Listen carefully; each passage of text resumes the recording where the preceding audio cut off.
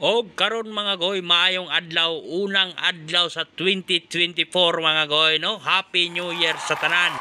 Manginabuhi na punta mga goy, kaya ang ato ang kinabuhi di jud mo lami og wa tay sapi, no? Tinuod jud na mga goy. O kasamtang nanginabuhi ta o nag-video ta diri sa kadalanan. Taos puso po akong nagpapasalamat sa lahat ng aking mga followers, higala, amigo, kaila, silingan. Ug sa tanan ako mga followers, mega love shout out sa inyo dyan. Maraming salamat po sa walang sawang suporta. Og mga goy, naata diri karon sa Sentro Bata, no? Karong adlaw Lunes, mingaw kayong bata karon kay Lunes man, no? Ang daghang tao diri Friday ra jud kay kaming mga OFW din sa Saudi. Friday ra jud makalugar. Ang uban di pa jud kalugar kay naay mga duty or lahi pod ang ilang mga day off. Naata diri karon sa parking area, no, sa Sentro Bata mga goy, no, sa Filipino Market.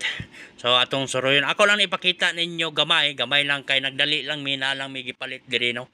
So kani diri nga area mga goy, mo ni siya ang supermarket Kasar, hypermarket or Manila Plaza. Mo ni siya diri ang mga palengkehan barato o tanang mga kinahanglan sa mga Pilipino naa diri sa sulod. So dili lang kayo nako ni dili kayo ta sa tong video karon kay wala ta kasuroy-suroy, anatay tuyo lang diri ni hapit lang tag pag video-video, no, kay para mapakita na to sa uban ang area sa Bata, labi na tong naa diri sa Riyadh KSA nga wala pa kasuroy diri. So sa tanang mga Pilipino, mo ni siya ang Bata Filipino Market din sa Riyadh KSA.